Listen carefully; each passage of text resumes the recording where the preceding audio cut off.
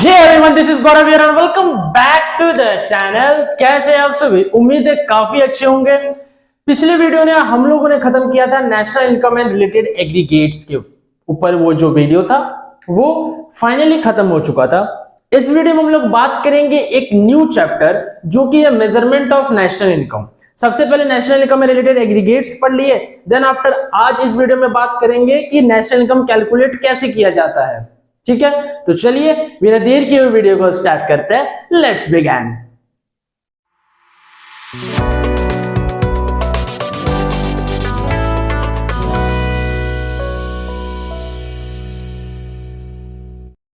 तो basically chapter का जो नाम है वो क्या हो गया, मेजरमेंट ऑफ नेशनल इनकम। ठीक है सर, तो कैसे करके नेशनल इनकम को मेजर करेंगे उसके ऊपर बात करेंगे। तो बेसिकली इसमें तीन मेथड है। कितना मेथड है? 3 मेथड है। क्या क्या? एक प्रोडक्ट मेथड, एक इनकम मेथड और एक expenditure method. Product method, income method और एक्सपेंडिचर मेथड। तो देखो, सबसे पहला बात करते हैं प्रोडक्ट मेथड और वैल्यू एडेड मेथड के बारे में। सबसे पहला बात करेंगे प्रोडक्ट मेथड और वैल्यू एडेड मेथड, दोनों का मतलब सेम है। ठीक है बच्चे, चलो तो आ जाओ धमाल करते हैं। क्या धमाल होगा सर? कि सबसे पहला प्रोडक्ट मेथड क्या होता है, कैसे करके इसका हेल्प से हम कैलकुलेट करेंगे नेशनल इनकम को। ठीक है, और हमेशा याद रखना है नेशनल इनकम का सिंबल क्या होता है। पिछले वीडियो में बताया है NNP-FC। जिन बच्चों ने नहीं देखा है नेशनल इनकम में रिलेटेड एग्रीगेट्स वाला चैप्टर, डिस्क्रिप्शन बॉक्स में वीडियो का लिंक मिल जाएगा। प्लेलिस्ट सेक्शन में भी जाकर के देख सकते हैं। प्लेलिस्ट सेक्शन का नाम क्या है? Class 12 macro eco 2024। उसमें से भी आप जाकर के वीडियो को देख सकते हैं।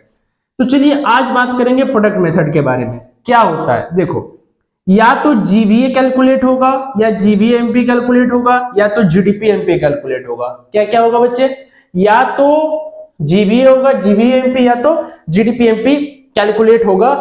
किससे? प्रोडक्ट मेथड से।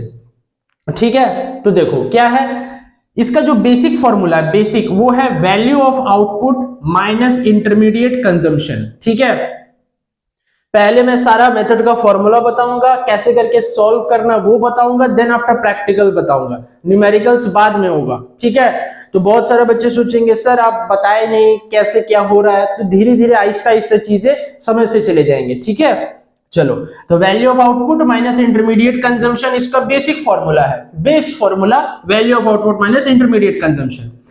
इस प्रोडक्ट मेथड में कंडीशन 2 है। क्या क्या है सर? सबसे पहला कंडीशन है मेरा कि when the entire output is sold, जब आउटपुट जितना बनाए सारा बिक जाए। जितना भी आउटपुट हम प्रोड्यूस करें अगर सारा बिक जाए एक अकाउंटिंग ईयर में, तो तब फॉर्मूला क्या होगा कि वैल्यू ऑफ आउटपुट के जगह हम क्या लिखेंगे? सेल्स। देखो, वैल्यू ऑफ आउटपुट के जगह पे सेल्स लिखेंगे, माइनस का माइनस और इंटरमीडिएट कंजम्पशन का इंटरमीडिएट कंजम्पशन। बताओ क्लियर हुआ कि नहीं सर? जब पूरा आउटपुट सोल्ड हो जाएगा, जब पूरा आउटपुट क्या हो जाएगा? सोल्ड, तो वैल्यू ऑफ आउटपुट की जगह क्या लिखेंगे? सेल्स लिखेंगे, माइनस का माइनस और इंटरमीडिएट कंजम्पशन का इंटरमीडिएट कंजम्पशन। कोई कलेश? कोई कलेश नहीं। सेकेंड कंडीशन मेरा क्या है कि when the entire output remains unsold. एक बात बताओ, जब अनसोल्ड होगा गुड्स, सोल्ड नहीं होगा, तो मेरे पास स्टॉक बचेगा। स्टॉक बचेगा ना, तो कहीं ना कहीं यहां पे जो कंडीशन है, ये वाला सेकंड वाला कंडीशन, इसमें जो फॉर्मूला यूज होगा उसमें स्टॉक का जिक्र होगा क्योंकि सर अनसोल्ड है तो स्टॉक तो बचेगा सर, स्टॉक तो बचेगा। फॉर एग्जांपल मैंने अगर 10 यूनिट प्रोड्यूस किया, मैंने 10 यूनिट प्रोड्यूस किया जिसमें से कि मेरा 7 यूनिट सोल्ड हो गया, तो अब क्या 3 यूनिट मेरा रिमेनिंग है, तो ये तो मेरा स्टॉक है बच्चे, ये तो मेरा स्टॉक है 3 यूनिट। तो ठीक उसी प्रकार इसमें भी स्टॉक बचेगा, तो इस फॉर्मूले में भी स्टॉक का जिक्र होगा।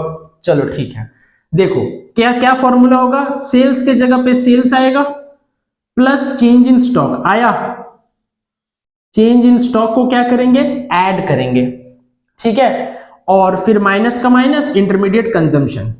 ठीक, इसका मतलब क्या सोचे कि सर जब बेस फॉर्मूला है वो है मेरा value of output minus intermediate consumption, ये मेरा बेस फॉर्मूला है जिससे कि जीबीए, जीबीएमपी, जीडीपीएमपी निकलेगा। ठीक है सर, पहला कंडीशन है जब आउटपुट पूरा सोल्ड हो जाए तो वैल्यू ऑफ आउटपुट की जगह सेल्स लिखेंगे, माइनस का माइनस इंटरमीडिएट कंजम्पशन का इंटरमीडिएट कंजम्पशन।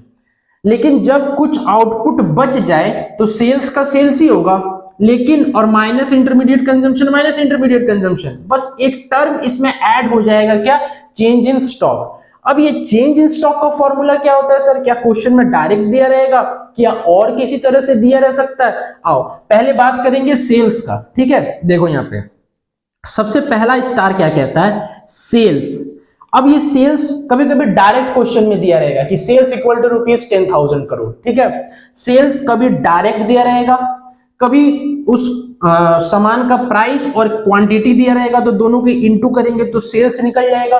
फॉर एग्जांपल मैंने किसी से पूछा कि आज कितना का बिक्री हुआ है आपके दुकान पे, आप कितना सामान बेचे हो, तो उन्होंने कहा कि सर आज मैंने 10 यूनिट बेचा, 10 पीस बेचा है, ठीक है। फॉर एग्जांपल कोई कमोडिटी बेचने वाला का दुकान है, कुछ सामान बेच रहे हैं, सर 10 पीस बेचे, अच्छा 10 पीस बेच दिया, एक पीस का दाम है 100 रुपया, तो टोटल सेल्स कितना का हुआ है, 1000 रुपीज का। कैसे कैलकुलेट कर लिए सर, क्वांटिटी इंटू क्या, प्राइस। तो सर सेल्स निकालने के लिए क्वांटिटी इंटू प्राइस करेंगे तो सेल्स निकल जाएगा। या फिर देखो डोमेस्टिक सेल्स जितना इंडिया में बेचे हैं प्लस एक्सपोर्ट जितना इंडिया के बाहर बेचे, तो दोनों को तो बेचना बोलेंगे, दोनों को तो सेल ही बोलेंगे। तो इधर सेल्स डायरेक्ट दिया रहेगा या फिर प्राइस और क्वांटिटी दिया रहेगा कमोडिटी का, दोनों को इंटू करके सेल्स कैलकुलेट कर लो, या तो डोमेस्टिक सेल्स और एक्सपोर्ट्स दिया रहेगा, दोनों को ऐड करके सेल्स कैलकुलेट कर लो। और ये दोनों के लिए सेम चीज, ये दोनों सेल्स के लिए सेम चीज, direct price into quantity, domestic sales plus exports. कोई कोई सोचते हैं सर क्या कंडीशन नंबर 1 के लिए सेल्स का फॉर्मूला बता रहे हैं आप, क्या कंडीशन नंबर 2 के लिए सेल्स का फॉर्मूला बता रहे हैं आप? नहीं बच्चे, दोनों के लिए सेल्स निकालने का तरीका सेम है, एकदम सेम, ठीक है। चलो अब बात करेंगे क्या, चेंज इन स्टॉक का। सर चेंज इन स्टॉक कैसे निकलता है, देखो ये इसका बेस फॉर्मूला है, क्लोजिंग स्टॉक माइनस क्या, ओपनिंग स्टॉक, ये base formula, closing stock minus opening stock. देखो कभी कभी चेंज इन स्टॉक क्वेश्चन में डायरेक्ट दिया रहेगा, कभी कभी आपको क्लोजिंग स्टॉक और ओपनिंग स्टॉक का वैल्यू दे देगा, दोनों को माइनस कीजिएगा, डिफरेंस कैलकुलेट कीजिएगा तो चेंज इन स्टॉक निकल जाएगा। या फिर कभी कभी आपको ऐसे लिखा रहेगा, increase in stock, fall in stock, decrease in stock, addition to stock, net addition to stock, ये सबका मतलब चेंज इन स्टॉक ही है, समझ गया। देखो चेंज मतलब क्या, चेंज मतलब हम लोग जो समझते हैं ना, दो चीज, इधर इंक्रीज होगा या तो डिक्रीज होगा, या तो इंक्रीज हो सकता है या तो डिक्रीज हो सकता है। तो बस एक बात बताओ sir, increase in stock change है, डिक्रीज इन स्टॉक चेंज है, सर ऐड हो रहा है चेंज है, सर फॉल हो रहा है चेंज है। लेकिन देखो जब फॉल इन स्टॉक, जब फॉल इन स्टॉक और डिक्रीज इन स्टॉक आए ना, तो प्लस का तो प्लस आप लिखना ही, लेकिन ब्रैकेट में शो करना। जैसे मान लो कि डिक्रीज इन स्टॉक 20 है, तो सेल्स जितना होगा यहाँ पे सेल्स लिख दिए, प्लस का प्लस ब्रैकेट में -20 लिखना, क्योंकि डिक्रीज है। फॉल और डिक्रीज में क्या करना है, साइन प्लस का रहेगा, लेकिन आपको इस चीज को वैल्यू को ब्रैकेट में शो करना है। क्लियर है एकदम से, कोई कलेश यहां तक, कोई कलेश नहीं। अब बात करते हैं लास्ट मेरा क्या है, इंटरमीडिएट कंजम्पशन। दोनों के लिए, दोनों कंडीशन के लिए, मतलब 1 2 3 तीनों के लिए इंटरमीडिएट कंजम्पशन क्या होगा। अब मन में लड्डू फूटेगा कि सर वैल्यू ऑफ आउटपुट का क्या है, अरे वैल्यू ऑफ आउटपुट दिया रहेगा बच्चे, वैल्यू ऑफ आउटपुट दिया रहेगा क्वेश्चन में, ठीक है। तो इंटरमीडिएट कंजम्पशन देखो, या तो इंटरमीडिएट कंजम्पशन डायरेक्ट दिया रहेगा, या तो इंटरमीडिएट कंजम्पशन की जगह क्या दिया रहेगा, इंटरमीडिएट कॉस्ट, तो सेम चीज है। या तो दिया रहेगा परचेज ऑफ रॉ मटेरियल, वो भी सेम चीज है। या तो कैसे निकालेंगे, डोमेस्टिक परचेज प्लस इंपोर्ट्स, जितना इंडिया के अंदर खरीदेंगे और जितना बाहर देश से हम अपना देश में सामान मंगवाएंगे, क्या बोले, जितना इंडिया में परचेज करेंगे और जितना इंपोर्ट्स करवाएंगे दूसरे कंट्री से अपने कंट्री में। जैसे सेल्स जितना बेचेंगे इंडिया में और जितना बाहर बेचेंगे, दोनों को बेचना बोलेंगे, जोड़ो तो टोटल सेल्स निकल जाएगा। ठीक उसी प्रकार इंटरमीडिएट कंजम्पशन, कंजम्पशन का मतलब क्या, कंज्यूम करना, कंज्यूम करना ना, तो कंज्यूम करेंगे तो जितना डोमेस्टिक परचेज करेंगे प्लस जितना कि इंपोर्ट्स करेंगे। तो ये जो कहानी है किसका है सर, ये है प्रोडक्ट मेथड और वैल्यू एडेड मेथड का। आपको स्क्रीनशॉट लेना है, आप स्क्रीनशॉट ले सकते हैं। नेक्स्ट बात करेंगे हम लोग इनकम मेथड का। स्क्रीनशॉट ले लिए। नेक्स्ट मेरा जो मेथड है वो क्या है, इनकम मेथड, ठीक है। तो इनकम मेथड बोलो या तो डिस्ट्रीब्यूशन शेयर मेथड बोलो या तो फैक्टर पेमेंट मेथड बोलो, तीनों सेम है। Income method, distribution share method और फैक्टर पेमेंट मेथड, जैसे कि प्रोडक्ट मेथड और वैल्यू एडेड मेथड सेम है, ठीक उसी प्रकार income method, distribution share method और फैक्टर पेमेंट मेथड सेम है। तो चलो बात करेंगे कि सर इससे क्या सबसे पहले कैलकुलेट होगा, क्या कैलकुलेट होगा। तो जैसे कि प्रोडक्ट मेथड में क्या बताया, जीवीए, जीबीएमपी या जीडीपीएमपी, तीनों में से कोई एक तो कैलकुलेट जरूर होगा क्वेश्चन में। इसमें सिर्फ एक ही होगा, इसमें कोई ऑप्शन नहीं है, सिर्फ एनडीपीएफसी, एनडीपीएफसी। और याद होगा कि सर अगर नेशनल इनकम एनएनपीएफसी होता है तो इसमें एनएनपीएफसी और एनडीपीएफसी में सिर्फ डी और एन का फर्क है। तो एन से नेशनल और डी से डोमेस्टिक, तो हम क्या बोले, नेशनल इनकम का सिंबल एनएनपीएफसी, तो डोमेस्टिक इनकम का सिंबल एनडीपीएफसी, क्योंकि डी से डोमेस्टिक और एन से नेशनल। क्लियर हो गया, क्लियर हो गया। तो फॉर्मूला क्या कहता है sir, C plus O plus M, बस इतना ही, बस सफिशिएंट, ठीक है। C plus O plus M ऐसे ही लिखना है, C plus O plus M capital में ठीक इसी प्रकार लिखना है जैसे कि मैं लिख रहा हूं, ठीक है।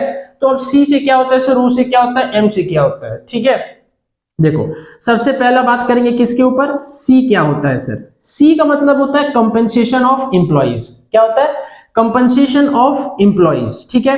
अब इस कंपनसेशन में तीन चीज आता है, तीन चीज को प्लस करके ये कंपनसेशन रेडी होता है, ठीक है। क्या क्या आता है देखो, wages and salary in cash और काइंड, इधर कैश में दो या तो कैश के बदले सेम वैल्यू का कोई एसेट दे दिया, कुछ दे दिया। जैसे कि मान लो फॉर एग्जांपल एक एम्प्लॉय का पेमेंट है 50,000 और हम उसको 50,000 का कुछ फर्नीचर दे दिए, बात बराबर है, वो तो काइंड हो गया फिर सर, अगर फर्नीचर दे रहे हो आप तो, और अगर कैश है तो कैश है।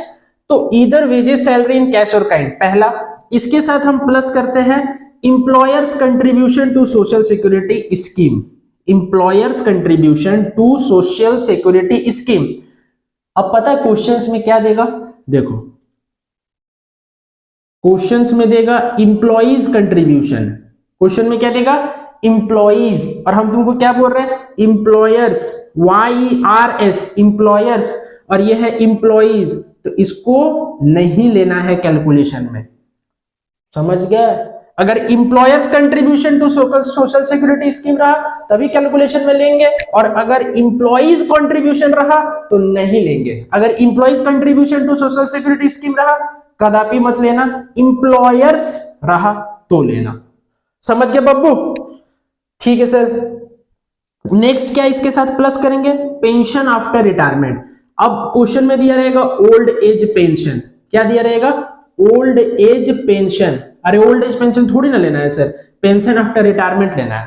क्या लेना है, पेंशन आफ्टर रिटायरमेंट लेना है, ओल्ड एज पेंशन को मत लीजिएगा, समझ गया, क्लियर, एकदम से क्लियर है। अब मन में काफी सारे सवाल उत्पन्न हो रहे होंगे आप लोगों के, क्या सवाल है सर, सवाल इस प्रकार है कि सर मान लीजिए क्वेश्चंस में कंपेंसेशन ऑफ एम्प्लॉइज डायरेक्ट दिया है और ये तीनों आइटम भी दिया है, तो क्या इसके साथ फिर से जोड़ देंगे, अरे नहीं, जब डायरेक्ट दिया है तो दे रहने दो, वहीं पे जो वैल्यू दिया है सिर्फ सीम के नीचे पुट कर दो फॉर्मूला में। मान लो कंपेंसेशन ऑफ एम्प्लॉइज 10,000 दिया है और वेजेस सैलरी भी कुछ दिया है, एम्प्लॉइज कंट्रीब्यूशन भी दिया, पेंशन आफ्टर रिटायरमेंट भी है, नहीं लेंगे, फिर ये दोनों को स्किप करो, ये तीनों को स्किप करो, सिर्फ इसको लेना है, ठीक है। अच्छा कभी ऐसा होगा कि इन तीनों में से दो को दिया है तो दोनों को प्लस करके सी निकाल देंगे। अगर मान लो कि इन तीनों में एक दिया है तो वही एक वाला ही सी हो जाएगा। मान low wages salary in cash and kind दिया और ये कुछ नहीं दिया है तो सिर्फ यही वाला सी हो जाएगा। अगर तीनों दिया तो तीनों को जोड़ के सी दे दो, अगर सिर्फ दो दिया या तो 1 और 3 दिया तो दोनों को ऐड करो सी करो, अगर ये दिया दोनों को ऐड करो सी निकालो, समझ गए। और कंपेंसेशन ऑफ एम्प्लॉइज डायरेक्ट दिया रहेगा तो डायरेक्ट दिया रहेगा, क्या दिक्कत है, जैसे सेल्स डायरेक्ट दिया था इसमें तो डायरेक्ट पुट करेंगे फॉर्मूला में, समझ गए। तो ये था सी का कहानी। अब ओ क्या है सर, देखो ओ उसका मतलब होता है क्या, ऑपरेटिंग सरप्लस। अब इसमें ऑपरेटिंग सरप्लस हम लोग किसका बात करेंगे, देखो लैंड के बदले हम लोग को रेंट और रॉयल्टी मिलेगा, कैपिटल के ऊपर हम लोग को इंटरेस्ट मिलेगा और एंटरप्रेन्योर को क्या मिलता है, प्रॉफिट मिलता है। देखो और यहाँ पे लेबर को वेजेस और सैलरी मिल चुका है, ठीक है, लेबर को वेजेस और सैलरी मिल चुका है। और शायद तुम लोग को याद होगा हम बताए थे लैंड, लेबर,